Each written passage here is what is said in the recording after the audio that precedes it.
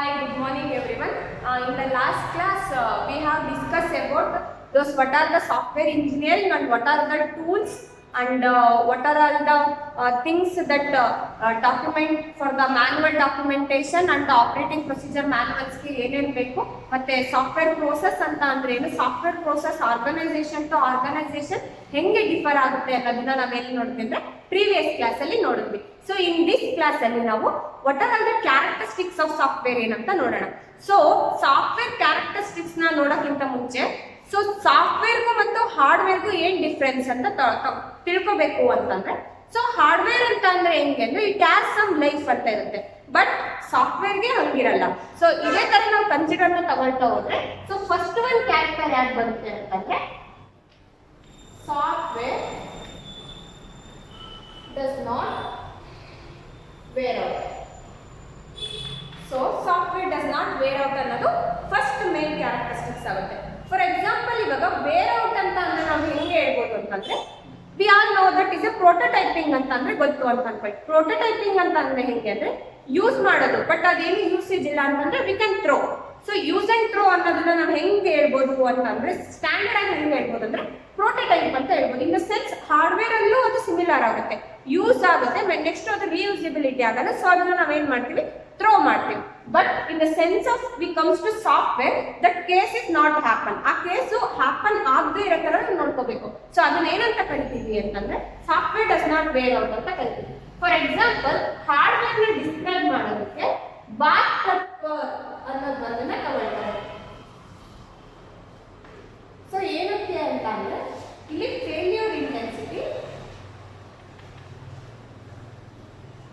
So ಇಲ್ಲಿ time, so face 1 ಯಾವ್ದಿರುತ್ತೆ ಅಂದ್ರೆ burning face ಅಂತ ಕರೀತಾರೆ ಅದನ್ನ.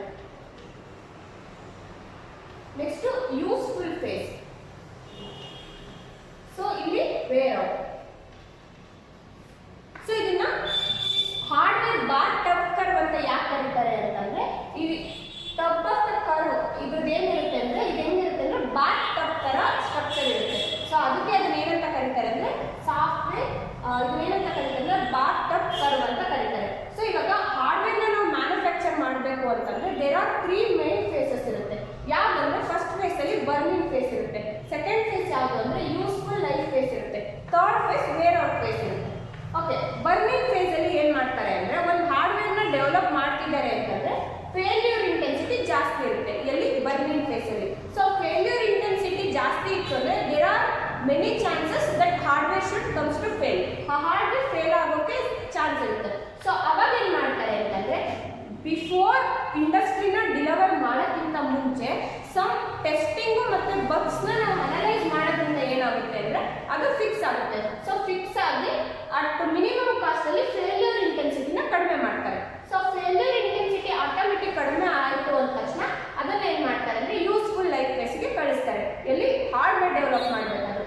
ಸೊ ಆ ಸೆಕೆಂಡ್ ಫೇಸಿಗೆ ಬರುತ್ತೆ, ಯೂಸ್ಫುಲ್ ಲೈಫ್ ಫೇಸಿಗೆ ಬಂತು ಅಂದ ತಕ್ಷಣ it is in the market. ಇವಾಗ ಮಾರ್ಕೆಟ್ ಅಲ್ಲಿ ಇದೆ, ಯೂಸ್ಫುಲ್ ಆಗ್ತಾ ಇದೆ, so it as a life. ನಾವು ಯಾವ್ದಾದ್ರು ಒಂದು ವಸ್ತುನ ತಗೊಂಡ್ರೆ it has a some life ಅಲ್ವಾ. ಫಾರ್ ಎಕ್ಸಾಂಪಲ್ ಇವಾಗ ಚಾಪೀಸ್ ಅಂತ ನಾವು ತಗೊಂಡ್ವಿ ಅಂತಂದ್ರೆ it has a some life. So ಅದೇನಾಗುತ್ತೆ ಅಂತಂದ್ರೆ ಅದು ಲೈಫ್ ಆದ ತಕ್ಷಣ ಅದು ಮುಗ್ದೋಗ್ಬಿಡುತ್ತೆ. ಸೊ ಸೇಮ್ ಹಾರ್ಡ್ವೇರ್ ಅಲ್ಲೂ ಕೂಡ ಲೈಫ್ ಫೇಸ್ ಅಲ್ಲಿ ಹೆಂಗೆ ಅಂತಂದ್ರೆ ಫೇಲ್ಯೂರ್ ಇಂಟೆನ್ಸಿಟಿ ಕಾನ್ಸ್ಟೆಂಟ್ ಆಗಿರುತ್ತೆ. ಮೀನ್ಸ್ ಒಂದ್ಸಲ ಫೇಲ್ಯೂರ್ ಆಗ್ತಾ ಇರುತ್ತೆ ಬಟ್ ಅದು ಫಿಕ್ಸ್ ಆಯ್ತು ಅಂದ ತಕ್ಷಣ ಹೈ ಆಗು ಇರಲ್ಲ, ಲೋ ಆಗು ಇರಲ್ಲ. ಸೊ ಫೇಲ್ಯೂರ್ ಇಂಟೆನ್ಸಿಟಿ ಹೆಂಗಿರುತ್ತೆ ಅಂದ್ರೆ ಕಾನ್ಸ್ಟೆಂಟ್ ಲೆವೆಲ್ ಅಲ್ಲಿ ಇರುತ್ತೆ. ಸೊ ಫೇಲ್ಯೂರ್ ಇಂಟೆನ್ಸಿಟಿ ಕಾನ್ಸ್ಟೆಂಟ್ ಇತ್ತು ಅಂತ ಅಂದಾಗ ನೆಕ್ಸ್ಟ್ ಏನ್ ಮಾಡ್ತಾರೆ ಅಂತಂದ್ರೆ ಅದು ಸಮ್ ಪೀರಿಯಡ್ ಇಟ್ ಎಕ್ಸ್ಪೈರ್ಸ್. ಯಾವ್ದೋ ಒಂದು ಕಾಂಪೊನೆಂಟ್ ಎಕ್ಸ್ಪೈರ್ ಆಗುತ್ತೆ, ಏನೋ ಆಗುತ್ತೆ.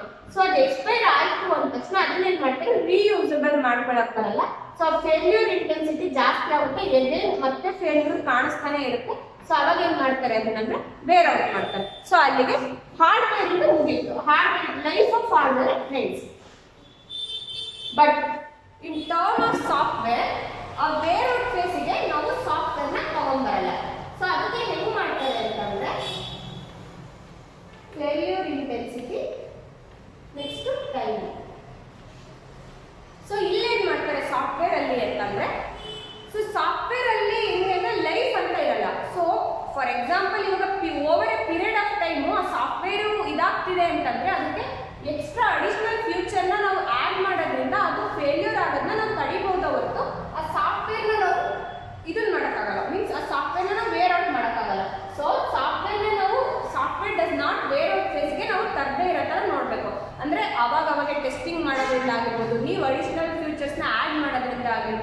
ವರ್ಷನ್ಸ್ನ ಅಪ್ಡೇಟ್ ಮಾಡೋದ್ರಿಂದ ಆಗಿರ್ಬೋದು.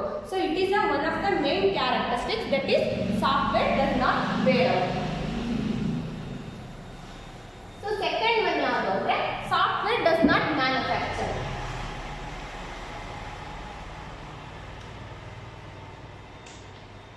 So software does not manufacture ಅಂತ ಅಂದರೆ ಇವಾಗ ಫಾರ್ ಎಕ್ಸಾಂಪಲ್ ಹಾರ್ಡ್ವೇರ್ನ ಒಂದು ಮ್ಯಾನುಫ್ಯಾಕ್ಚರ್ನ ಮಾಡ್ತಿದೀವಿ ಅಂತ ಅಂತಂದ್ರೆ ಸೊ ಇನ್ನೊಂದು ಹಾರ್ಡ್ವೇರ್ನ ನಾವು ಮ್ಯಾನುಫ್ಯಾಕ್ಚರ್ ಮಾಡಬೇಕು ಅಂದ್ರೆ ಸೇಮ್ ಟೈಮ್ ಬೇಕು, ಸೇಮ್ ಎಫರ್ಟ್ ಬೇಕು, ಸೇಮ್ ಬೇಕು.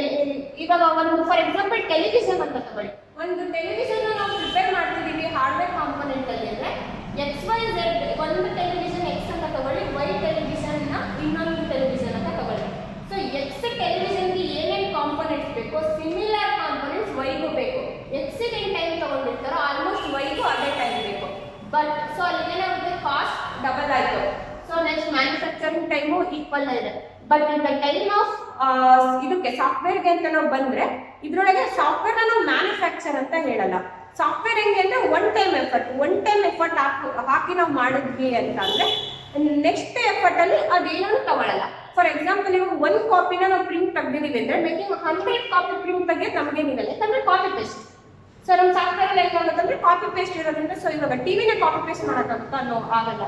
ಬಟ್ ಸಾಫ್ಟ್ವೇರ್ ಅಲ್ಲಿ ಹೆಂಗೆ ಅಂದರೆ it should take only one time effort ಇಂದ ನಾವು ಸಾಫ್ಟ್ವೇರ್ನ ಮಾಡ್ತೀವಿ. So software does not wear out. Then reusability of components.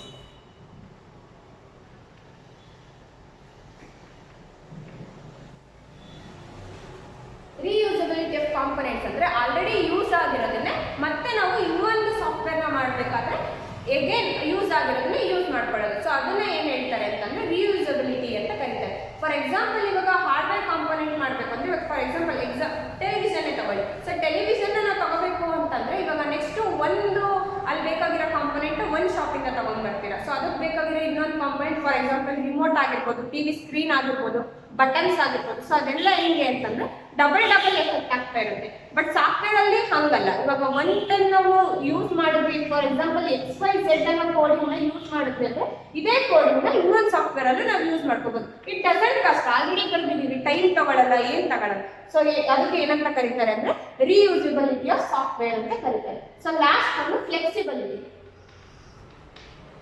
So flexibility ಅಂತಂದ್ರೆ ನಾನು ಪ್ರೀವಿಯಸ್ ಕ್ಲಾಸಲ್ಲಿ ಹೇಳಿದ್ವಿ, ಒಂದು ಸಾಫ್ಟ್ವೇರ್ನ ನಾವು ಡಿಸೈನ್ ಮಾಡ್ತಿದ್ದೀವಿ ಅಂತಂದ್ರೆ it should adjust to any kind of environment.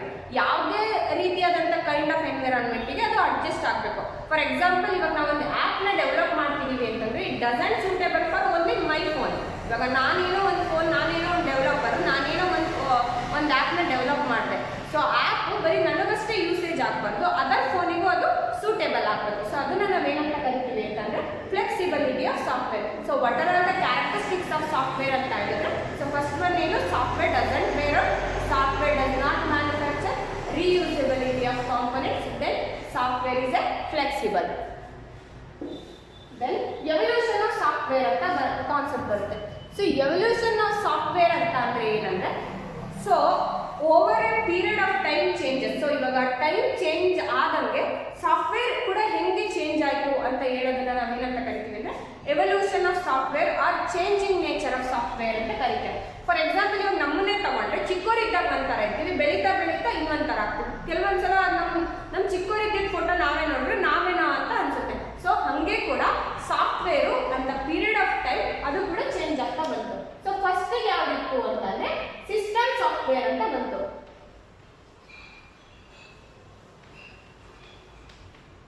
So system software ಅಂತಂದ್ರೆ it is A machine level ಆಗಿತ್ತು. ಸೊ ಅಲ್ಲಿ ಹೆಂಗೆ ಅಂತಂದ್ರೆ ಇಟ್ ಕಲೆಕ್ಷನ್ ಆಫ್ ಪ್ರೋಗ್ರಾಮ್ಸ್ನ ಏನು ಮಾಡ್ತಾರೆ ಅಂದರೆ ಅದರ್ ಪ್ರೋಗ್ರಾಮಿಗೆ ಸರ್ವಿಸ್ ಕೊಟ್ಬಿಟ್ಟು ಯೂಸರ್ಸ್ಗೆ ಹೆಲ್ಪ್ ಆಗೋ ಥರ ಸಾಫ್ಟ್ವೇರ್ನ ರೆಡಿ ಮಾಡ್ತಾ ಇದ್ರು. ಸೊ ಇಲ್ಲೆಲ್ಲ ಏನು ಬರ್ತಿತ್ತು ಅಂದರೆ ಆಪರೇಟಿಂಗ್ ಸಿಸ್ಟಮ್ ಲೆವೆಲಲ್ಲಿ ಅಥವಾ ಕಂಪೈಲರ್ ಲೆವೆಲಲ್ಲಿ ಸಾಫ್ಟ್ವೇರ್ನ ರೆಡಿ ಮಾಡ್ತಿದ್ರು. So it should operating system ಅಂತಂದ್ರೆ ಫಾರ್ ಎಕ್ಸಾಂಪಲ್ ವಿಂಡೋಸ್ ಇರ್ಬೋದು, ಯುನಿಕ್ಸ್ ಇರ್ಬೋದು, ಲಿನಿಕ್ಸ್ ಇರ್ಬೋದು, these are all the operating system. So operating system ಲೆವೆಲಲ್ಲಿ ಅದನ್ನ ಯೂಸ್ ಮಾಡ್ಕೊಳ್ಳೋದಕ್ಕೆ ಏನಂತ ಕರಿತಿದ್ರು ಅಂದ್ರೆ ಅದನ್ನ system software. System software is a collection of program that communicate with other program as a service. So other ಪ್ರೋಗ್ರಾಮ್ಸ್ಗೆ ಸರ್ವಿಸ್ ಪ್ರೊವೈಡ್ ಮಾಡೋ ಥರ ಯಾವ್ದು ವರ್ಕ್ ಮಾಡ್ತಿತ್ತು ಅಂದ್ರೆ ಸಿಸ್ಟಮ್ ಸಾಫ್ಟ್ವೇರ್ ವರ್ಕ್ ಮಾಡ್ತಾ ಇತ್ತು. ಸೊ ಸೆಕೆಂಡ್ ಒನ್ ಅದಾದ್ಮೇಲೆ ಯಾವ್ದು ಬಂತು ರಿಯಲ್ ಟೈಮ್ ಸಾಫ್ಟ್ವೇರ್ ಅಂತ ಬಂತು. ಸೊ ರಿಯಲ್ ಟೈಮ್ ಸಾಫ್ಟ್ವೇರ್ ಯಾವುದು ಅಂತಂದ್ರೆ ಈ ಆಕ್ಚುಯಲ್ ಅಂದ್ರೆ ರಿಯಲ್ ವರ್ಡ್ ಅಲ್ಲಿ ಮಾನಿಟರ್ ಮತ್ತೆ ಕಂಟ್ರೋಲ್ ಮತ್ತೆ ಕೋಆರ್ಡಿನೇಟ್ ಮಾಡೋದಕ್ಕೆ ಯೂಸ್ ಮಾಡ್ಕೊಳ್ಳೋ software the system or the software that is use for the real world to communicate and control and coordinate. Control ಮತ್ತೆ ಕೋಆರ್ಡಿನೇಟ್ ಮಾಡೋದಕ್ಕೆ ಯೂಸ್ ಮಾಡ್ಕೊಳ್ಳೋ ಸಾಫ್ಟ್ವೇರ್ನ ನಾವೇನಂತ ಕರಿತೀವಿ ಅಂದ್ರೆ ರಿಯಲ್ ಟೈಮ್ ಸಾಫ್ಟ್ವೇರ್ ಅಂತ ಕರಿತೀವಿ. ಫಾರ್ ಎಕ್ಸಾಂಪಲ್ ರಿಯಲ್ ಟೈಮ್ ಸಾಫ್ಟ್ವೇರ್ಗೆ ಯಾವ್ದಾದ್ರು ಕೊಡ್ಬೋದು ಅಂದ್ರೆ ವೆದರ್ ಫೋರ್ಕಾಸ್ಟಿಂಗ್ ಆಗಿರ್ಬೋದು, ಅಥವಾ ಫೋರ್ಕಾಸ್ಟಿಂಗ್ ಅಲ್ಲಿ ವೆದರ್ನ ಐಡೆಂಟಿಫೈ ಮಾಡೋದಕ್ಕೆ, ಅದಾದ್ಮೇಲೆ ಅದನ್ನ ಬಿಟ್ಟರೆ ಟೆಂಪರೇಚರ್ ಅನಲೈಸ್ ಮಾಡೋದಕ್ಕೆ. ಫಾರ್ ಎಕ್ಸಾಂಪಲ್ ಇವಾಗ ಎಲ್ಗೋ ಒಂದು ಹೋಗ್ತಾ ಇರ್ತೀವಿ, ಸೊ ಟೆಂಪರೇಚರ್ ಏನು, ಇವಾಗ ಏರ್ಕ್ರಾಫ್ಟ್ ಅಲ್ಲೆಲ್ಲ ಏರ್ಲೈನ್ಸ್ ಅಲ್ಲೆಲ್ಲ ನಾವು ನೋಡಿರ್ತೀವಿ. ಸೊ ಹಿಂಗೆ ಹೋಗ್ಬೇಕಾದ್ರೆ ಈ ವೆದರ್ ಇಷ್ಟಿದೆ, ಸೊ ಇವತ್ತು ಫ್ಲೈಟ್ ಟೇಕಪ್ ಆಗ್ಬೇಕೋ ಬೇಡ ಅನ್ನೋದಕ್ಕೆ ಅಲ್ಲೆಲ್ಲ ಯಾವ ಸಾಫ್ಟ್ವೇರ್ನ ಯೂಸ್ ಮಾಡ್ತಾರೆ ಅಂದ್ರೆ ರಿಯಲ್ ಟೈಮ್ ಸಾಫ್ಟ್ವೇರ್ನ ಯೂಸ್ ಮಾಡ್ತಾರೆ. ಅದಾದ್ಮೇಲೆ ಎಂಬೆಡೆಡ್. ಸೊ ಎಂಬೆಡೆಡ್ ಸಾಫ್ಟ್ವೇರ್ ಹೆಂಗೆ ಅಂತಂದ್ರೆ it is A Ram read only memory ಒಳಗೆ ಯೂಸ್ ಮಾಡ್ಕೊಳ್ಳೋದು. ಸೊ ಇಲ್ಲ ಹೆಂಗೆ ಅಂತ ಅಂದ್ರೆ ಸೊ ಮಾನಿಟರ್ ವೈಸ್ ಕ್ಲೌಡ್ ಆ ಥರದ್ದೆಲ್ಲ ಎಲ್ಲಿ ಬರುತ್ತೆ ಅಂತಂದ್ರೆ ಎಂಬೆಡೆಡ್ ಸಾಫ್ಟ್ವೇರ್ ಅಲ್ಲಿ ಬರುತ್ತೆ. Embedded software it is also called read only memory software ಅಂತಾನೆ ನಾವು ಕರಿತೀವಿ. ಸೊ ಅದಾದ್ಮೇಲೆ ಅದು ಬಂತು ಬಿಸ್ನೆಸ್ ಸಾಫ್ಟ್ವೇರ್ ಬಂತು. ಸೊ ಬಿಸ್ನೆಸ್ ಸಾಫ್ಟ್ವೇರ್ ಅಲ್ಲಿ ಹೆಂಗೆ ಅಂತಂದ್ರೆ ಫಾರ್ ಎಕ್ಸಾಂಪಲ್ ಬಿಸ್ನೆಸ್ ಪರ್ಪಸ್ಗೆ ಯೂಸ್ ಆಗೋ ಸಾಫ್ಟ್ವೇರ್. ಫಾರ್ ಎಕ್ಸಾಂಪಲ್ ಇವಾಗ ಕಾಲೇಜಲ್ಲಿ ಆಗಿರ್ಬೋದು ಅಥವಾ ಬ್ಯಾಂಕಿಂಗ್ ಸೆಕ್ಟರ್ ಆಗಿರ್ಬೋದು. Consider the example of HDFC bank ಮತ್ತೆ SBI ಬ್ಯಾಂಕ್ ನ ತಗೊಳ್ಳಿ. ಸೊ ಇವಾಗ HDFC ಬ್ಯಾಂಕ್ ಅಲ್ಲಿ 1 ಇಯರ್ಗೆ ಒಂದು ಅಮೌಂಟ್ ನೀವು ಡೆಪಾಸಿಟ್ ಅಂತ ಹಾಕ್ತೀರಾ, FD ಏನೋ ಮಾಡ್ತೀರಾ ಅಂತ ತಗೊಳ್ಳಿ. ಸೇಮ್ ಅಮೌಂಟ್ SBI ಅಲ್ಲೂ ಹಾಕ್ತೀರಾ. ಸೊ ಅವಾಗ ಹೆಂಗಾಗುತ್ತೆ ಅಂತ ಅಂದ್ರೆ ಸೊ ಬ್ಯಾಂಕಿಂಗ್ ಯೂಸ್ ಮಾಡ್ಕೊಳ್ತಿರೋ ಸಾಫ್ಟ್ವೇರ್ ಒಂದೇ, but due to some requirement ಇವಾಗ HDFC ಅವರೇ ಒಂದು ಇಂಟ್ರೆಸ್ಟ್ ಕೊಡ್ತಾರೆ, SBI ಅವರೇ ಒಂದು ಇಂಟ್ರೆಸ್ಟ್ ಕೊಡ್ತಾರೆ ಅಕಾರ್ಡಿಂಗ್ ಟು ದೇರ್ ಬಿಸ್ನೆಸ್. ಅಂದ್ರೆ ಬಿಸ್ನೆಸ್ HDFC ಅವ್ರದ್ದೇ ಬೇರೆ, SBI ಅವ್ರದ್ದೇ ಬೇರೆ, their business that software differs. So ಅದನ್ನ ಏನಂತ ಕರೀತಾರೆ ಅಂತಂದ್ರೆ ಬಿಸ್ನೆಸ್ ಸಾಫ್ಟ್ವೇರ್. ಸೊ ಬಿಸ್ನೆಸ್ ಪರ್ಪಸ್ಗೆ ಯೂಸ್ ಆಗೋ ಸಾಫ್ಟ್ವೇರ್ನ ಬಿಸ್ನೆಸ್ ಸಾಫ್ಟ್ವೇರ್ ಅಂತ ಕರೀತಾರೆ. ಸೊ ಪರ್ಸನಲ್ ಸಾಫ್ಟ್ವೇರ್ ಅಂದ್ರೆ ಇವಾಗ ನಮ್ಮ ಮೊಬೈಲಲ್ಲಿರೋ ಆ್ಯಪ್ಸ್ ಆಗಿರ್ಬೋದು, ಮಲ್ಟಿಮೀಡಿಯಾ, ಕ್ಯಾಮ್ರಾ, ಸೊ ಸಾಂಗ್ಸು ಈ ಥರದ್ದೆಲ್ಲ ಏನೇನು ಪರ್ಸನಲ್ ಯೂಸಿಗೆ ಅಂತ ನಾವು ಕನ್ಸಿಡರ್ ತಗೊಳ್ತೀವಿ. ಸೊ ಆ ಸಾಫ್ಟ್ವೇರ್ ಎಲ್ಲ ಎಲ್ಲಿ ಬರುತ್ತೆ ಅಂದ್ರೆ ಪರ್ಸನಲ್ ಸಾಫ್ಟ್ವೇರ್ ಅಂಡರಲ್ಲಿ ಬರುತ್ತೆ. ಸೊ ಅದಾದ್ಮೇಲೆ ಆರ್ಟಿಫಿಷಿಯಲ್ ಇಂಟೆಲಿಜೆನ್ಸ್ ಸಾಫ್ಟ್ವೇರ್. ಸೊ ಇವಾಗ ಆರ್ಟಿಫಿಷಿಯಲ್ ಇಂಟೆಲಿಜೆನ್ಸ್ ಸಾಫ್ಟ್ವೇರ್ ಅಂತ ಅಂದ್ರೆ ಫಾರ್ ಎಕ್ಸಾಂಪಲ್ ರೋಬೋಟಿಕ್ ಡಿಸೈನ್ ಆಗಿರ್ಬೋದು, ಅಥವಾ ಹೈ ಲೆವೆಲ್ ಅಲ್ಲಿ ರಿಯಲ್ ವರ್ಲ್ಡ್ ಕಮ್ಯುನಿಕೇಟ್ ಮಾಡೋ ಥರ ಸಾಫ್ಟ್ವೇರ್ನ ಡಿಸೈನ್ ಮಾಡಬೇಕು, ಅಲ್ಲೆಲ್ಲ ಯಾವ್ದು ಯೂಸ್ ಮಾಡ್ಕೊಳ್ತಾರೆ ಅಂತಂದ್ರೆ ಆರ್ಟಿಫಿಷಿಯಲ್ ಇಂಟೆಲಿಜೆನ್ಸ್ ಸಾಫ್ಟ್ವೇರ್ನ ಯೂಸ್ ಮಾಡ್ಕೊಳ್ತಾರೆ.